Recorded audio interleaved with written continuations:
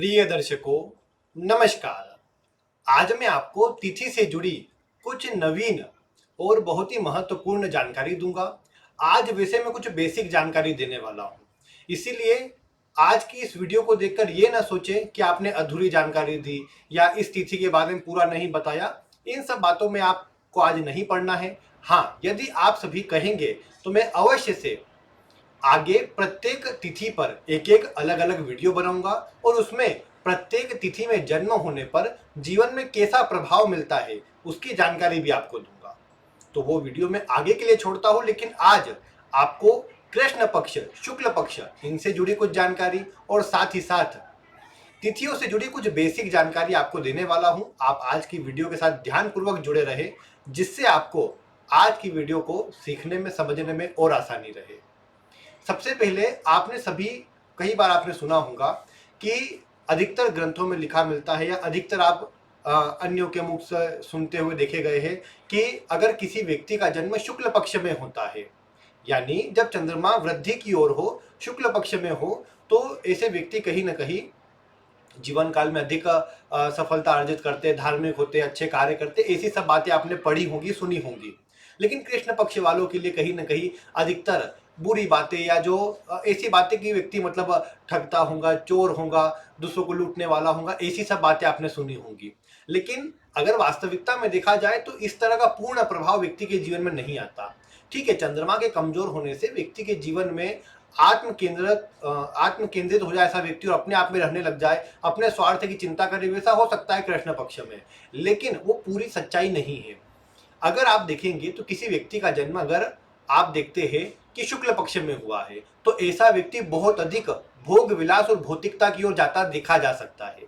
ठीक है, अगर उसकी कुंडली में आध्यात्मिक उन्नति के योग है तो आध्यात्म में भी रुचि रहेगी, लेकिन पूर्ण रूप से आध्यात्मिक रुचि होने की जगह ऐसा व्यक्ति भौतिकता की ओर अपना ध्यान ज्यादा देगा, क्योंकि चंद्रमा सूर्य से दूर जा रहा है। सूर्य कौन है? सूर्य आत्मा है, और सूर्य चंद्रमा मिलके ही तो तिथि बनाते हैं। सूर्य चंद्रमा के बीच की दूरी यही तिथि का रूप लेती है। इसीलिए अगर चंद्रमा सूर्य से दूर जा रहा है तो इसका अर्थ यह है कि व्यक्ति की आत्मा मुक्ति को छोड़ करके अब भौतिकता की ओर बढ़ रही है। व्यक्ति भौतिकता की ओर आगे बढ़ रहा है या भौतिकता को प्राप्त करना चाहता है। हो सकता है आपकी कुंडली में बहुत से योग हो जो आपको पूर्ण रूप से भौतिकता की ओर न जाने दे, लेकिन हाँ, ये केवल आपकी आत्मा का प्रभाव है, आपके जो चंद्रमा है उससे प्रभाव निकल के आ रहा है। ठीक इसका उल्टा लीजिए, जिनका जन्म कृष्ण पक्ष में होता है वो चंद्रमा सूर्य की ओर जा रहा है। सूर्य आत्मा के कारक है, मन आत्मा की ओर जा रहा है और मन और आत्मा का एक प्रकार से मेल हो रहा है। इसीलिए जिनका जन्म अमावस्या का होता है, ये ना सोचे कि आपने कोई बुरे कर्म किए हैं, ये सोचे कि अब आपके जो आपने कर्म किए थे, ठीक है, चंद्रमा सूर्य किसी प्रकार से पीड़ित मिले हैं तो उसका भी आपके जीवन में भुगतान तो आपको करना है। कोई ना कोई पीड़ा या कोई ना कोई पाप का ही वो परिणाम है, लेकिन ये बात पक्की है कि ये आपको इस भौतिक सुख सुविधाओं से, भौतिक मोह माया से मुक्त करना भी चाहती है।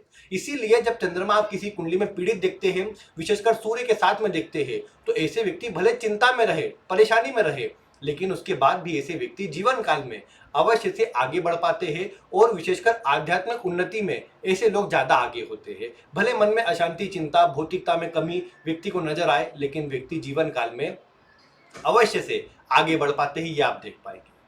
तो ये कुछ बेसिक और एक जनरल जानकारी कृष्ण पक्ष और शुक्ल पक्ष की आपको पता होना चाहिए, क्योंकि ये ना सोचे कि बस शुक्ल पक्ष में जन्म हुआ है तो आप तो मतलब जैसे देवताओं के गुण कहे जाते हैं, बहुत अच्छा अच्छा प्रभाव कहा जाता है, और कई बार आप सोचेंगे कि ऐसा तो कुछ मिल ही नहीं रहा। इसलिए मैं उन सब बातों को रिपीट नहीं कर रहा, ना ही आपको ऐसी कुछ बातें बता रहा हूँ। आपको जो जनरली देखने में आती है कि शुक्ल पक्ष वाले अधिकतर आप देख सकते हैं भौतिकता की ओर जा सकते हैं। ठीक है, यह हुआ पक्ष, ये शुक्ल पक्ष और कृष्ण पक्ष का आप अपनी कुंडली में देख सकते हैं, जहां पंचांग लिखा होता है वहां पर ये सब मिल जाएगा। दूसरे नंबर पर अब आप ये देखिए कि आपकी तिथि कौन सी है। तिथि की कुछ बेसिक जानकारी, जिससे आपको एक आइडिया लग जाए। जैसे देखिए, पहली जो तिथि होती है प्रतिपदा, वो कृष्ण पक्ष की हो शुक्ल पक्ष की, उनका प्रभाव बता दिया, आप उनको भूल जाइए। अब देखिए, प्रतिपदा तिथि में आपका जन्म हुआ है तो ये जो तिथि होती है, ये तिथि एक प्रकार से सूर्य के ऊर्जा वाली होती है। जरूर इसके स्वामी सूर्य माने गए हैं, लेकिन इसमें बहुत से ग्रहों का प्रभाव भी आता है। इसकी जो देवी मानी गई है, आराध्य देवी, वो कामेश्वरी देवी मानी गई है, यानी जिसका नाम ही कामेश्वरी, मतलब इच्छाओं को पूरा करने वाली देवी है। इसीलिए जिनका भी जन्म प्रतिपदा तिथि को होता है, ऐसे लोग कहीं ना कहीं अपनी इच्छाओं को पूरा करने के लिए बहुत किसी भी हद तक जा सकते हैं, ऐसा बोल सकते हैं। मतलब थोड़ा एक अक्खड़ दिमाग वाले जो बोलते हैं वो होते हैं, अपनी बुद्धि से अपनी तेजी से काम करना चाहते हैं, अपने अनुसार काम करना चाहते हैं। लॉजिकल स्वभाव नहीं होता, बस जो सोच लिया वो करना है, वो अच्छा है बुरा उससे कोई मतलब नहीं, ये स्वभाव इनका आता है। ये बेसिक जानकारी, बाकी विस्तार से कभी आगे जब आप कहेंगे। द्वितीया तिथि जो होती है, ये अगर देखा जाए तो ये चंद्रमा के गुणों को लेकर चलती है। इस तिथि में आप देख पाएंगे ऐसे लोग, क्योंकि चंद्रमा पोषण देने वाला, बचाव करने वाला, हेल्प करने वाला ग्रह होता है, इसलिए सभी को साथ लेकर चलने वाली प्रवृत्ति देखने को मिलती है। रिसोर्स इकट्ठे करना, सभी चीजों को एकत्रित करना इनके स्वभाव में आता है। यहाँ पर ये भी देखेंगे कि दूसरों की हेल्प करना इनको अच्छा भी लगता है। और मतलब लॉजिकल भी ऐसे लोग होंगे, थोड़े क्रिएटिव भी होंगे, इमोशनल भी होंगे, सभी को अपनी बातें बनाना, सभी को अपनी बातें बताना, ये भी इनके स्वभाव में रहेगा। मैं आपको एक और बता दूं, आखिर में एक और महत्वपूर्ण जानकारी दूंगा जो हर तिथि से जुड़ी रहेगी, और वो बहुत ही महत्वपूर्ण है, उसे भी आप समझ जाएंगे तो बहुत ही आपको आनंद आएगा। जब आप इसे मिलाकर देखेंगे अपने जीवन पर या किसी के भी जीवन पर, तो आपको परिणाम मिलता नजर आएगा, तो इसलिए उसके लिए भी रुकिएगा। द्वितीय तिथि आपने जैसा सुना, ये बचाने वाली अच्छी तिथि होती है। थोड़ा मतलब कई बार धोखा आदि मिलता है, लेकिन कई बार ऐसे व्यक्ति अच्छा सभी के लिए सोचते हैं और जीवन काल में उसका अच्छा परिणाम भी प्राप्त करते हैं। तृतीया तिथि जो है ये ऊर्जावान तिथि है। इसमें ऊर्जा है, क्रोध है, जल्दीबाजी है, अन्य से झगड़े हैं, विवाद है, ये सब बातें देखने को मिलती है, क्योंकि ऊर्जा की मात्रा ज्यादा होती है इस तिथि के अंदर। इसलिए किसी के स्वभाव में यहाँ इनके स्वभाव में दबना नहीं आता, अपने अनुसार काम करने का स्वभाव आता है, और जो सोच लिया कर दिखाने वाली क्षमता इनमें देखने को मिलती है। नियम कायदे इनके स्वभाव में जमते नहीं, इनको जमते भी नहीं कि नियम कायदों से चला जाए, ये बातें आप देख पाते हैं। चतुर्थी तिथि जो होती है, ये तिथि वैसे तो देखा जाए तो ये सुखों को देने वाली लेकिन मानसिक अशांति देती है। रिक्ता तिथि क्यों माना है इसे? क्योंकि इस तिथि के अंदर जो प्रभाव होता है, जो एनर्जी होती है, वो इस तरह की कि आपके मन को थोड़ा डिस्टर्ब करती है। एक जगह मन नहीं लगता, बार बार मन बदलता है, थोड़ा क्रिएटिव आपको बनाती है, लॉजिकल भी बनाती है, लेकिन उसमें मन एक जगह केंद्रित नहीं हो पाता। इस कारण है थोड़ी चिंता तनाव कई बार महसूस होता है। हालांकि ऐसे लोग कार्य को मैनेज करने में माहिर होते हैं, लेकिन कई बार अन्य से तालमेल कम ही बैठ पाते ऐसे लोगों के। इसीलिए इस दिन गणेश जी की पूजा करने को कहा जाता है। गणेश जी की पूजा करो तो कम से कम आपका जो जीवन है वो एक सही गति से चलता रहेगा, सही स्थिति से चलता रहेगा। तो ये इस प्रकार से कहा जाता है। पंचमी तिथि जो है ये ज्ञान अर्जित करने के लिए, कुछ न कुछ सीखते रहने के लिए, सभी को सिखाने के लिए, ज्ञान से जुड़े कार्यों के लिए बढ़िया होती है। इस तिथि में अपनी बुद्धि से, ज्ञान से आगे बढ़ने वाला स्वभाव भी होता है, और जीवन में आगे बढ़ने वाली स्थिति भी देखने को मिलती है। ये तिथि एक प्रकार से अच्छी तिथि होती है। हालांकि इसमें कई बार मतलब पंचमी षष्ठी दोनों में वैवाहिक जीवन की समस्या, संतान को लेकर के चिंता ज्यादा देखने को मिल सकती है। षष्ठी तिथि में जैसा भी मैंने कहा कि संतान को लेकर चिंता, वैवाहिक जीवन की चिंता कई बार सामने आती है। स्वास्थ्य में भी अप डाउन बना रहता है। हालांकि ये तिथि किसी से मतलब कुछ लड़कर कोई काम करना हो, अपनी ऊर्जा से काम करना हो, उसके लिए अच्छी होती है। हालांकि ऐसे लोग बैलेंस बनाने में माहिर होते हैं, लेकिन उसके बाद भी आप देख पाएंगे कि जो ये षष्ठी तिथि है, ये इस तरह की ऊर्जा को लेकर के चलती है कि थोड़ा सा आपस में कलह को उत्पन्न करती है, इसलिए व्यक्ति थोड़े अशांत रहते हैं। हालांकि सुख सुविधा प्राप्त कराने के लिए तिथि खराब नहीं है। सप्तमी की बात करें तो बैलेंस वाली तिथि है, लेकिन कई बार ऐसे लोग सबके द्वारा पसंद नहीं किए जाते। वैसे तो जीवन काल में अपनी मेहनत से, अपनी ऊर्जा से आगे बढ़ते हैं, एक प्रकार से अपने जीवन में अपनी मेहनत से सब कुछ हासिल करते हैं, लेकिन आप ये देख पाएंगे कि ऐसे लोग जीवन काल में मतलब इनको जिस पर विश्वास करें उनसे धोखा मिले, इस तरह की बातें सामने आ जाती है, और थोड़ा संघर्षमय जीवन देखने को मिले, क्योंकि अन्य का सहयोग नहीं होता तो स्वयं के दम पर सब कुछ करना पड़ता है। ये बातें देखने को मिली। अष्टमी तिथि में आप देखते हैं कि ऐसे लोग मतलब थोड़े कंफ्यूजन में रहते हैं। वैसे तो राहु का प्रभाव माना है अष्टमी तिथि पर, लेकिन उसके अलावा भी अगर आप देखेंगे ना, तो इस तिथि के अंदर जो ऊर्जा है वो इस प्रकार की है कि व्यक्ति के जीवन में बहुत उतार चढ़ाव आकस्मिक आते हैं, बहुत ज्यादा परिवर्तन आते हैं आकस्मिक रूप से। ऐसे लोग कहीं ना कहीं जीवन में थोड़े उलझन में देखने को मिलते हैं, थोड़े कंफ्यूजन में देखने को मिलते हैं, लेकिन जब कोई चीज सोच ली कि ये करना है तो उसे कर दिखाते हैं। ये क्षमता इनमें अच्छी पाई जाती है। दूसरे नंबर पर ये तिथि चूंकि राहु की है, तो कुछ बड़ा करना, अलग करना, इस तरह का स्वभाव भी इनके जीवन में आता है। तो ये बात आप देख पाते हैं इस तिथि के अंदर, जो अच्छी रहती है, व्यक्ति को आगे बढ़ाती है, लेकिन व्यक्ति थोड़ा सा कई बार अन्य से अलग चलता है, इसलिए थोड़े इसको मतलब अन्य इतना ज्यादा अपने से जोड़ना नहीं चाहते, ऐसी बातें आती है। जो नवमी तिथि है, ये नियम कायदों से चलने वाली, प्रिंसिपल से चलने वाली होती है, और ये तिथि का प्रभाव आप देख पाएंगे कि ऐसे लोग जितने भी नियम कायदे हैं, पुराने रीति रिवाज, उनको फॉलो करते हैं, उनको मानते हैं, उनको कहीं ना कहीं का जो धर्म की एक सही स्थापना है वो करने का प्रयास करते हैं, नियमों को, धर्म को सही दिशा से आगे बढ़ाने का प्रयास करते हैं। ऐसे लोगों में आप देख पाएंगे ये खूबी भी होती है कि सभी को सही गाइडेंस दे पाते हैं, सभी को सही सलाह दे पाते हैं, और जीवन में अच्छा परिणाम प्राप्त कर पाते हैं। तो ये बातें इनके अंदर अच्छी देखने को मिलती है। दूसरी बात आप यहाँ पर देखेंगे कि ये जो तिथि होती है, इस तिथि के अंदर मतलब एक प्रकार से व्यक्ति के अंदर अच्छे गुण होते हैं, ऊर्जा भी होती है, अग्नि तत्व का प्रभाव भी होता है, तो अपनी ऊर्जा से सभी काम अच्छे से कर लेता है, लीडरशिप क्वालिटी भी अच्छी होती है, तो ये प्रभाव अच्छा देखने को मिलता है। फिर जो दशमी तिथि है, इसमें काम अधिक करने का, अपने काम से मतलब रखने का, ज़्यादा लोगों से जुड़ना घुलना मिलना उतना स्वभाव भले नहीं आए, कई बार ऐसा भी देखने को मिला है। लेकिन ये बात आप देखेंगे कि दशमी तिथि का प्रभाव कर्म में आगे बढ़ने के लिए, अपने कर्म को प्रधानता देने के लिए अच्छा होता है। ये व्यक्ति को अच्छा आगे बढ़ाता है, मेहनती अधिक बनाता है और जीवन काल में अपनी मेहनत से ही जीवन काल में जो मिलता है व्यक्ति को मिलता है, ऐसा आप बोल सकते हैं। एकादशी तिथि अपनी इच्छाओं को पूरा करने वाली होती है, लेकिन जिसे ये प्रमुखता से व्रत के रूप में लिया जाता है एकादशी तिथि को, तो ये एक शुभ दिन है। लेकिन व्यक्ति जिसका जन्म होता है वो कई बार आप देख पाएंगे कि ऐसे व्यक्ति बहुत ज़्यादा मतलब ऐसे लॉजिकल नहीं होंगे, जो धर्म की चीज़ें चलती आ रही है, प्रिंसिपल नियम चलते आ रहे हैं, उनका उतना फॉलो नहीं करेंगे, कुछ नया और कुछ यूनिक करना चाहेंगे जो इनको अन्य से अलग बनाता है। हालांकि कई बार अन्य से तालमेल कमजोर होते हैं, कहा सुनी विवाद का प्रभाव भी बढ़ता देखा गया है, थोड़े कन्फ्यूजन बढ़ती देखी गई है फिर, तो ये बात भी यहाँ पर सामने आती देखी गई है जो एकादशी तिथि के गुण में आती है।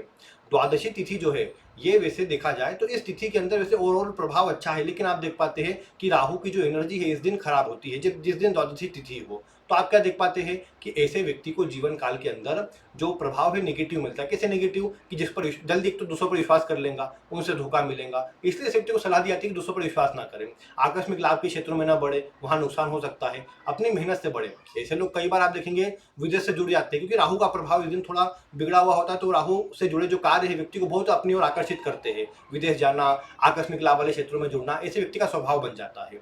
तो ये गुण आप द्वादशी तिथि के दिन जन्म जिनका होता है उनके लिए देख पाएंगे। इसके बाद अगर आप बात करें त्रयोदशी तिथि का, तो इस दिन अगर आप देखेंगे तो ये जो तिथि होती है इसका प्रभाव इस तरह का होता है कि व्यक्ति को थोड़ी मेहनत अधिक करवाता है। हालांकि ऐसे व्यक्ति अपने काम से काम रखने वाले, एकांत प्रिय कई बार बन जाते हैं। हालांकि सुखों के लिए, लग्जरी के लिए खराब नहीं होता, लेकिन वैवाहिक जीवन की समस्या, पारिवारिक जीवन की समस्या इस तिथि में कई बार सामने आती देखी गई है। इस तिथि में वैसे क्रिएटिविटी होती है, लेकिन थोड़ा आलस का, लापरवाही का प्रभाव व्यक्ति को पीछे कर देता है, उस चीज से बचना चाहिए। तो अपने चतुर्दशी तिथि की बात करेंगे तो इस दिन आप देख पाते हैं कि व्यक्ति को कार्य क्षेत्र में बहुत संघर्ष करना पड़ता है। एक प्रकार से इसीलिए कहा था कि इस दिन माँ काली की आराधना की जाए। चतुर्दशी तिथि है तो माँ काली की आराधना की जाए तो अच्छा रहेगा। त्रयोदशी में भगवान शिव की आराधना, क्योंकि मानसिक अशांति, चिंता, जो दुविधा है उसे भगवान शिव दूर करते हैं। आपकी जो मन में जो एक प्रकार से व्यर्थ की बातें भरी है उनको दूर करते हैं भगवान शिव, तो वो बात इसलिए त्रयोदशी में। चतुर्दशी में इसलिए कहा जाता है कि आप फ्री होकर मतलब माँ काली की आराधना करें तो आपके ऊपर जो नेगेटिव प्रभाव है वो दूर होगा, क्योंकि नजर लगना, अन्य के कारण मतलब बुराई आना वो जल्दी आ जाती है। फिर इस दिन एक और बात होती है कि जो 3, 6, 9, 12 राशियां उनका प्रभाव कम मिलता है। वो किस लिए मिलता है आगे बताऊंगा मैं, वही बात है सबसे मेन। तो 3, 6, 9, 12 जो राशियां उनका प्रभाव कम मिलता है, तो व्यक्ति थोड़ा लॉजिकल कई बार नहीं सोच पाते, थोड़ा मतलब फिर वो जो मन में आता है वो करते हैं, और फिर वो मैनेजमेंट नहीं होने के कारण व्यक्ति को परेशानी आती है, क्योंकि नियम सिस्टम एक व्यक्ति के अंदर जीवन में देखने को कम मिलता है। वो बना ले तो व्यक्ति तरक्की हासिल कर पाता है। और फिर पूर्णिमा और अमावस्या, ये दोनों जो तिथियां होती है वैसे सबसे ज्यादा एनर्जी वाली तिथियां होती है। इस दिन व्यक्ति या तो बहुत ऊपर जाएगा या बहुत नीचे आएगा, ऐसा प्रभाव देखने को मिलता है। ये तिथियां वैसे मानसिक रूप से अशांत करती है, लेकिन व्यक्ति को कुछ अलग करने के लिए प्रेरित करती है। ऐसा व्यक्ति जीवन काल में अच्छा परिणाम प्राप्त कर सकता है, बस उसे चाहिए होता है कि जीवन काल में वो एक सिस्टम से चले। बहुत ज्यादा परिवर्तन ऐसी तिथियों में होता है, लेकिन व्यक्ति अगर बचाव कर ले इन चीजों से तो जीवन में उन्नति प्राप्त कर पाता है। तो ये आपने प्रभाव देखा, सभी तिथियों का जनरल जानकारी दी है, सबसे बेसिक और जनरल जानकारी दी है मैंने। ये आगे आप कहेंगे तो और विस्तार से इसको बताऊंगा, लेकिन सबसे प्रमुख बात यहाँ पर यह है कि यदि आप इन तिथियों की, मैंने आपको एक वीडियो दी थी दग्ध राशि से जुड़ी हुई, मैं कोशिश करूंगा उस वीडियो को यहाँ आई बटन में देने की। दग्ध राशि जो मैंने बताई थी, हर तिथि की जो दग्ध राशि बताई थी, आप उस वीडियो में जाइए। दग्ध राशि कुंडली में जिस भी भाव में आती है उसका प्रभाव कम मिलता है। ये तो भाव के अनुसार हुआ, अब आपको भाव नहीं देखना है। अब आपका जिस तिथि को जन्म हुआ है उस तिथि को आपको जन्मकालीन तिथि लेना है। उस तिथि को आपको यह देखना है कि कौन कौन सी राशियां दग्ध होती है। जैसे मान लीजिए किसी दिन 7 नंबर की राशि दग्ध होती है। 7 नंबर की राशि कौन सी है? पार्टनरशिप की। तो ऐसे लोग पार्टनरशिप को समझ नहीं पाएंगे। पार्टनरशिप, वैवाहिक जीवन ऐसे व्यक्ति के समझ में नहीं आएगा, उससे जुड़ा प्रभाव खराब या कमजोर मिलेगा। इसी प्रकार ले लीजिए कि किसी दिन अगर दूसरे नंबर की राशि रिसोर्स की, मैंने अपने खान पान से जुड़ी हुई, सभी को मैनेज करके चलने वाली, तो वो प्रभाव व्यक्ति को कम देखने को मिलेगा। वाणी थोड़ी खराब मिलेंगी, खान पान खराब मिलेगा, वैसी बातें आ जाएंगी। नवम भाव की राशि प्रिंसिपल, नियम कायदों से चलने वाली धनु राशि है। अगर वो किसी दिन दग्ध राशि में आती है तो व्यक्ति नियम कायदों से नहीं चलेगा, अपने अनुसार मन मुताबिक कुछ करेगा। ये प्रभाव होता है दग्ध राशि का, जिस तिथि को जन्म हुआ उस तिथि के लिए। आप अब मिला के देखिए आपके जीवन पर यह प्रभाव कितना मिलता है। आप उस वीडियो को देखिए जिसमें दग्ध राशि का बताया है, उस दग्ध राशि के विषय से आप देखिए कि आपके ऊपर ये प्रभाव मिल रहा है या नहीं, कौन सी राशि दग्ध है आपकी तिथि वाले दिन, और आप मिला के देखिए वो राशियों का प्रभाव आपको कमजोर या खराब या न के बराबर मिलेगा, या एक प्रकार से दुविधा वाला मिलेगा। तो तो ये थी आज की वीडियो। जरूर सामान्य और शॉर्ट जानकारी दी है, आप अगर कहेंगे तो विस्तार भी दूंगा। बाकी आज की वीडियो में इतना ही। वीडियो देखने के लिए आपका बहुत बहुत धन्यवाद।